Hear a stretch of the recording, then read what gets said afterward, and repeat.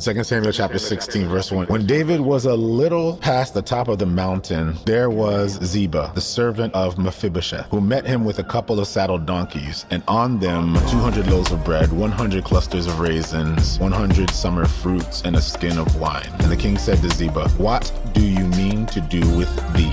So Ziba said, "The donkeys are for the king's household to ride on, the bread and the summer fruit for the young men to eat, and the wine for those who are faint in the wilderness to drink." Then the king said, "And where is your master's son?" And Ziba said to the king, "Indeed, he is staying in Jerusalem, for he said, 'Today the house of Israel will restore the kingdom of my father to me.'" So the king said to Ziba, "Here, all that belongs to Mephibosheth is yours." And Ziba said, "I humbly bow before you that I may find favor in your sight, O king." Now when David came to Bahurim, there was a man from the family of the house of Saul, whose name was Shimei, the son of Gera. Coming from there, he came out, cursing continuously as he came. And he threw stones at David and at all the servants of King David. And all the people and all the mighty men were on his right hand and on his left. Also Shimei said thus when he cursed, come out, you bloodthirsty man, you rogue. The Lord has brought upon you the blood of the house of Saul, in whose place you have reigned. And the Lord has delivered the kingdom into the hand of Absalom your son. So now you are caught in your own evil, because you are a bloodthirsty man." Then Abishai, the son of Zeruiah, said to the king, "Why should this dead dog curse my lord the king? Please let me go over and take off his head."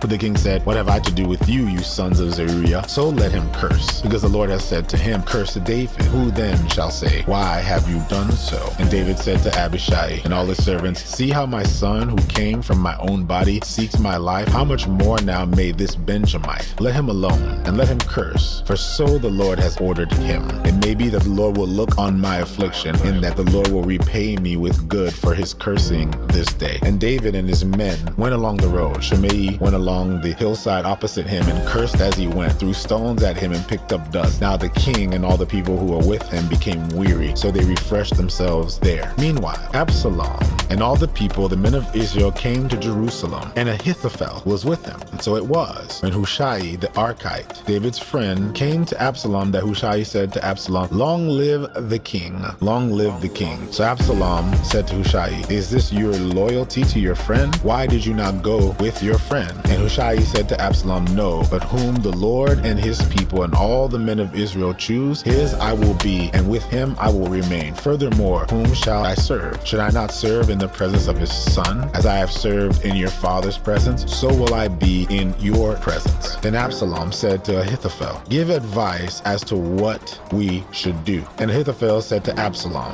"Go into your father's concubines, whom he has left to keep the house, and all Israel will hear that you are abhorred by your father. Then the hands of all who are with you will be strong." So they pitched a tent for Absalom on the top of the house, and Absalom went in to his father's concubines in the sight of all Israel. Now the advice of Ahithophel, which he gave in those days, was as if one had inquired at the oracle of God. So was all the advice of Ahithophel, both with David and with Absalom.